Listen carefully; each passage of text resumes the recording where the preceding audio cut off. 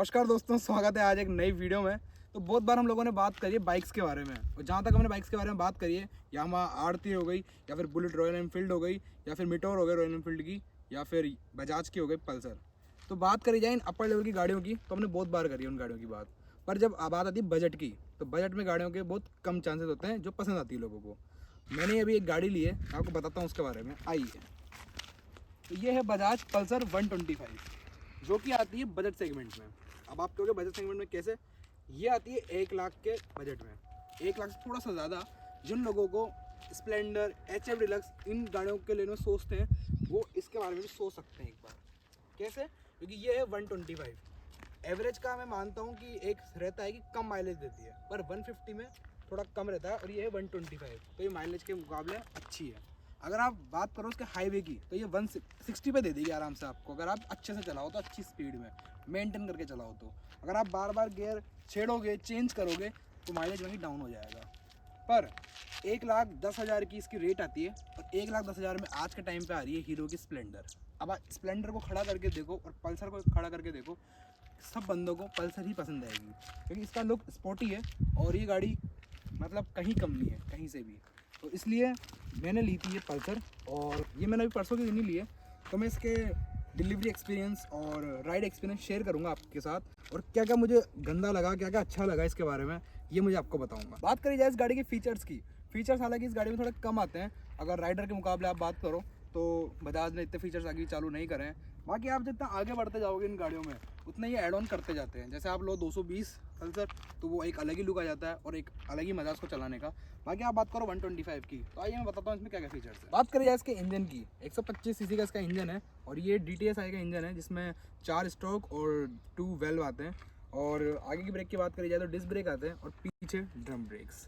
और बात करी जाए इसके फीचर्स की, तो मीटर इसका बिल्कुल ऐसा आता है। आइए बताता हूँ आपका मीटर के बारे में। तो आप चालू करोगे,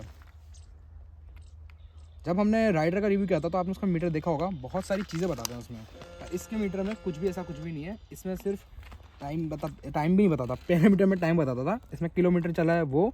और IFE का मुझे आज तक समझ नहीं आया कि ये चीज़ है क्या, क्योंकि मुझे 2 दिन ही हुए इसको चलाते हुए। और पहले मैंने जब पल्सर चलाई थी उसमें मीटर थोड़ा अलग था, और इस बार इन्हें बेसिक्स में अलग कर दिया। तो देखूंगा धीरे धीरे इसका आपको रिव्यू बताऊँगा कि इसकी माइलेज कितनी दे रहा है। ये क्लेम करती है कंपनी 55 का हाईवे पे, और सिटी में 50-51 ऐसा कुछ। पर मैं 60 निकालने की कोशिश करूँगा, अगर अच्छी चलाई तो माइलेज टेस्ट भी करेंगे इसका जल्दी।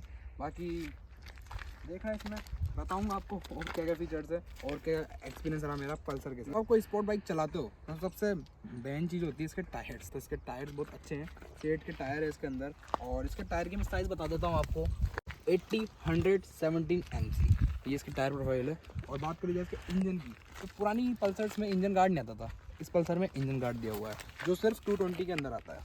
ठीक है, तो ये फीचर्स इसके अंदर है।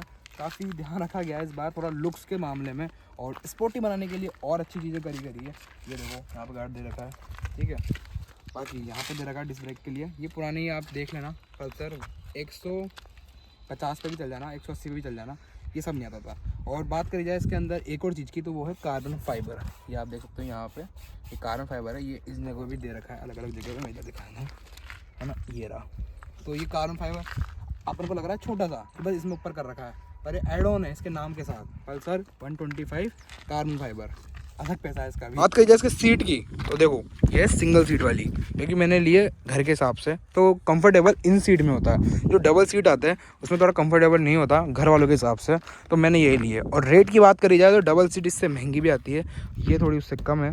और इसकी मैं एक रेट बता देता हूँ आपको कि कितने की थी। तो ये मुझे पड़ी थी 1,10,000 रुपये की पल्सर 125। बाकी आप फाइनेंस कराओगे तो आगे चल जाती है। बाकी इसकी 12 में राजस्थान के अंदर ऑन रोड यही प्राइस चल रही है अभी। आपकी सिटी में क्या प्राइस चल रही है आप कमेंट में बता देना एक बार। और जिसके पास भी पल्सर है वो अपना एक्सपीरियंस मुझे शेयर करना जरूर मत भूलना कमेंट में। मैं होप करता हूँ आपको ये रिव्यू पसंद आया होगा, और आगे भी मैं ऐसी वीडियोस डालता रहूँगा। किन लोगों को बाइक के और कार के पसंद आते हैं वो अपना अपना बता दो, कि तो मैं उस हिसाब से वीडियोस बनाते रहूँगा आपके लोगों के लिए। तो मिलता हूँ आपको नेक्स्ट वीडियो में, तब तक के लिए बाय।